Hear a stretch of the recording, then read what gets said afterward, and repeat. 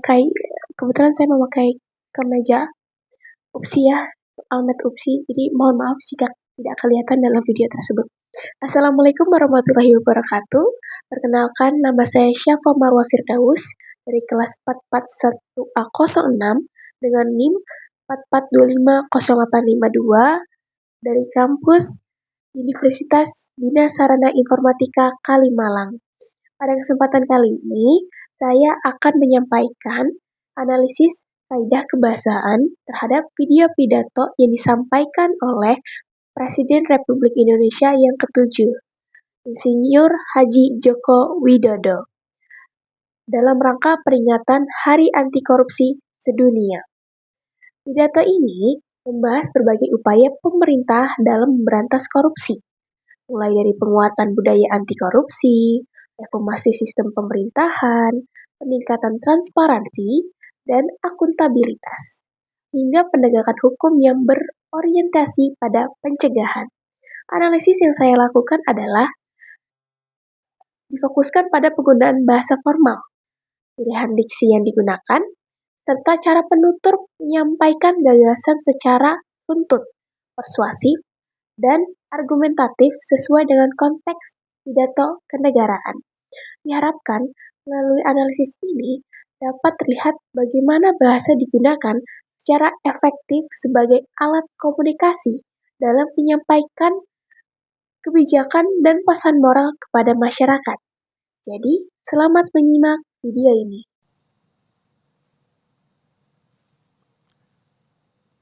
Bismillahirrahmanirrahim. Assalamualaikum warahmatullahi wabarakatuh. Selamat pagi, salam sejahtera bagi kita semuanya. Om Swastiastu, Namo Buddhaya, salam kebajikan. Yang saya hormati Ketua MPR, DPR, MA, dan para pimpinan lembaga negara. Yang saya hormati para Menko, para Menteri Kabinet Indonesia Maju.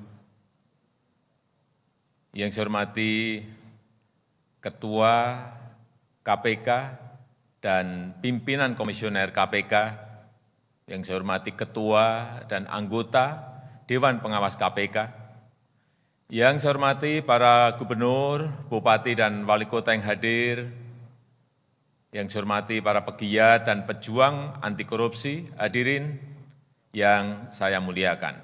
Berdasarkan tuturan dalam video, pembukaan video telah memenuhi kaidah kebahasaan karena menggunakan bahasa yang resmi dan santun yang terlihat dari ungkapan penghormatan seperti yang saya hormati dan hadirin yang saya muliakan. Selain itu, pidato diawali dengan salam pembuka yang lengkap dan inklusif, mencerminkan sikap menghargai keberagaman agama dan kepercayaan. Struktur pembukaan pidato juga disampaikan secara sistematis, dimulai dari salam, dilanjutkan dengan penyebutan pejabat negara, hingga penghormatan kepada hadirin. Pemilihan diksi yang digunakan bersifat baku dan sesuai dengan konteks pidato kenegaraan, seperti penyebutan lembaga negara dan pejabat pemerintahan. Sepanjang pembukaan pidato, tidak ditemukan penggunaan bahasa bersifat informal, sehingga tuturan yang disampaikan mencerminkan kesantunan, ketertiban, dan kewibawaan seorang kepala negara.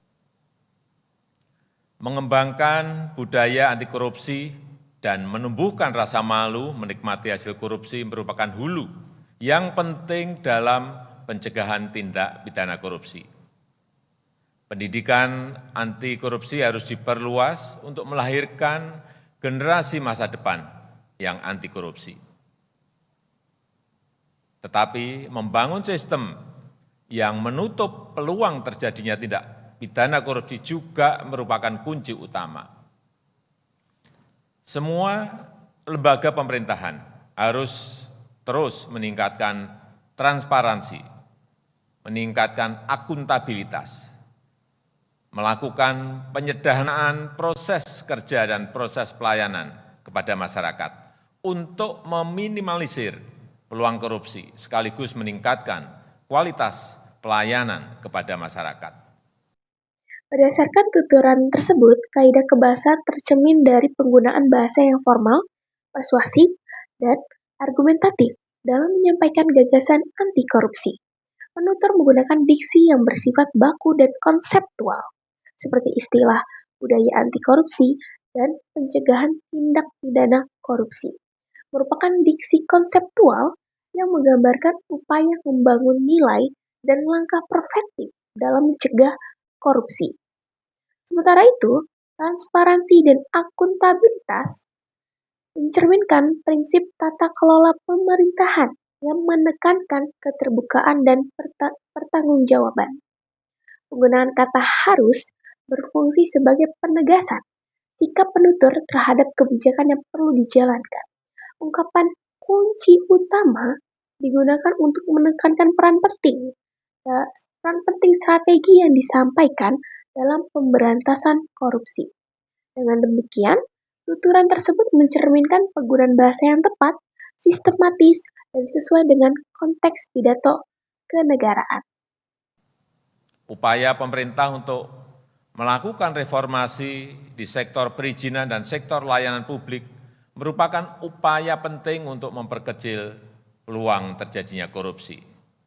Sektor-sektor yang berkaitan langsung dengan kepentingan rakyat banyak, sektor-sektor yang mempengaruhi ekosistem berusaha terutama pada UMKM menjadi perhatian utama pemerintah.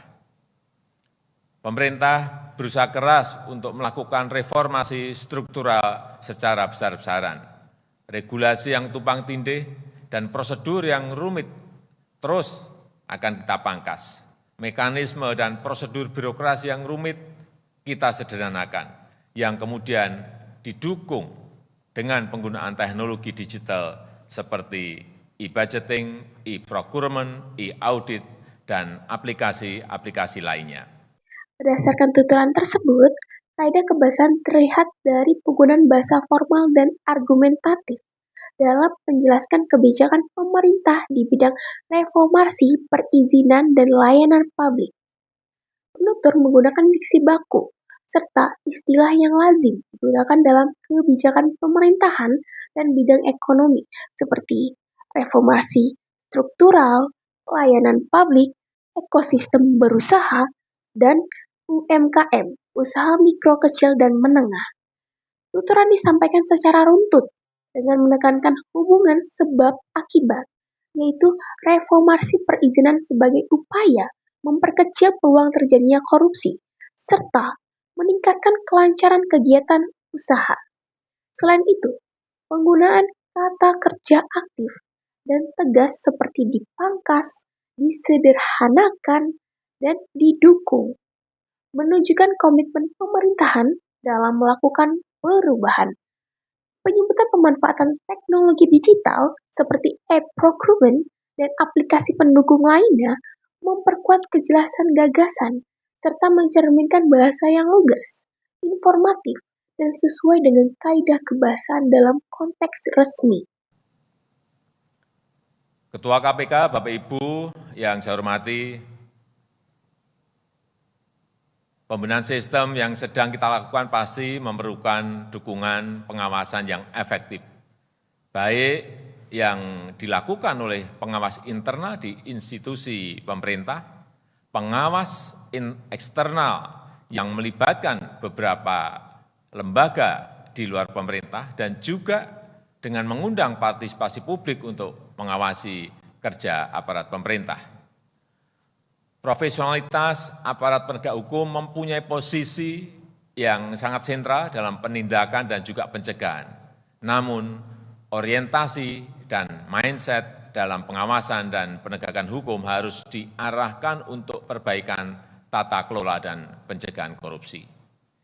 Kinerja penegakan bukan diukur dari seberapa banyak kasus yang ditemukan, tetapi pada bagaimana mencegah secara berkelanjutan agar tindak pidana korupsi itu tidak sampai terjadi lagi.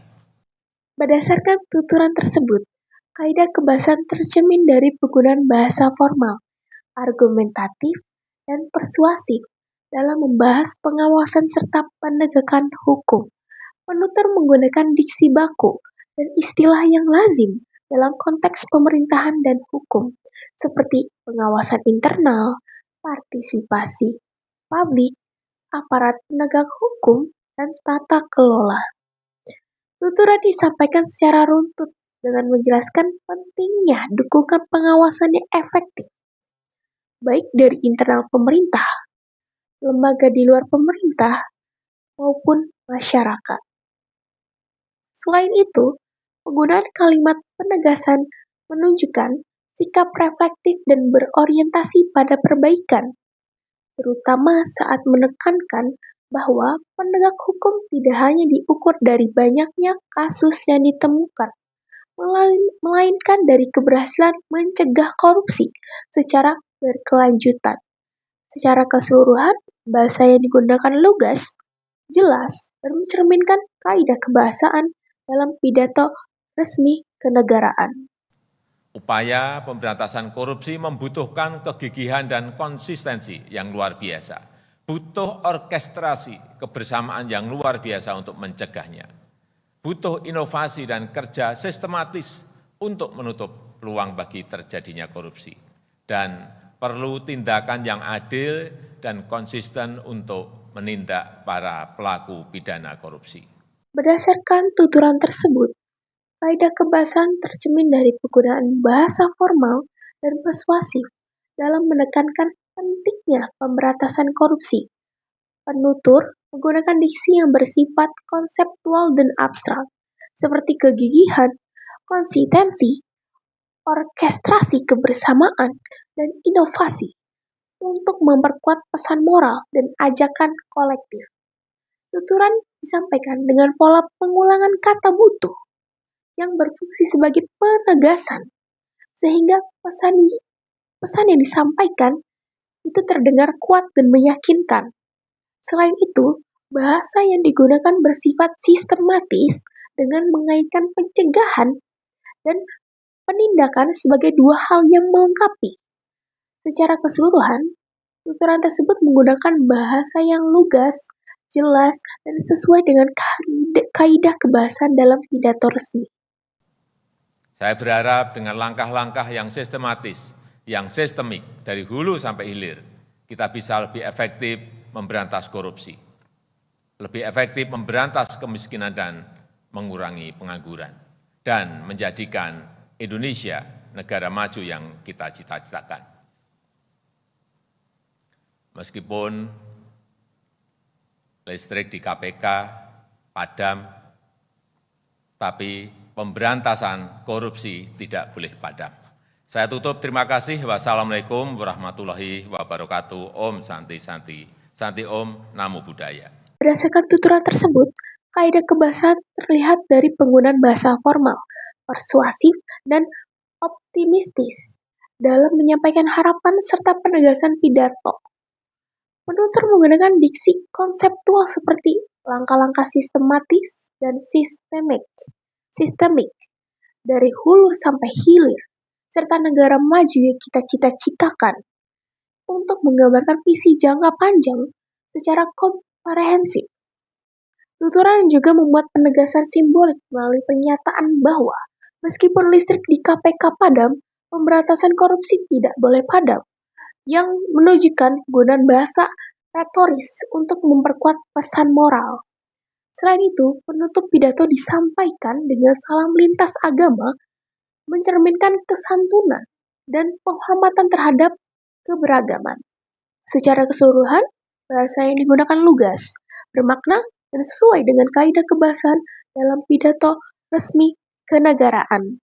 Demikian analisis kaidah kebahasaan yang dapat saya sampaikan terhadap pidato Presiden Republik Indonesia ke-7 Insinyur Haji Joko Widodo yang disampaikan dalam rangka peringatan Hari Anti Korupsi Sedunia. Berdasarkan hasil analisis, dapat disimpulkan bahwa pidato tersebut menggunakan bahasa yang formal, santun, dan sistematis, serta didukung oleh pemilihan diksi yang baku dan konseptual sesuai dengan konteks pidato kenegaraan. Penyampaian gagasan dilakukan secara runtut, mulai dari penekanan pada pentingnya budaya dan pencegahan korupsi, hingga upaya penegakan hukum dan perbaikan tata kelola pemerintahan. Selain itu, Penggunaan bahasa yang bersifat persuasif dan argumentatif dalam pidato tersebut berperan penting dalam memperkuat pesan moral dan kebijakan yang ingin disampaikan kepada masyarakat. Hal ini menunjukkan bahwa bahasa tidak hanya berfungsi sebagai alat komunikasi, tetapi juga sebagai sarana untuk membangun kesadaran dan partisipasi publik dalam upaya pemberantasan korupsi. Melalui video analisis ini, diharapkan penonton dapat memahami bagaimana kaidah kebahasaan diterapkan secara efektif dalam pidato resmi, khususnya dalam menyampaikan pesan yang bersifat nasional dan strategis. Akhir kata, saya mengucapkan terima kasih atas perhatian penonton. Apabila terdapat kekurangan dalam penyampaian maupun analisis yang saya lakukan, saya mohon maaf. Wassalamualaikum warahmatullahi wabarakatuh.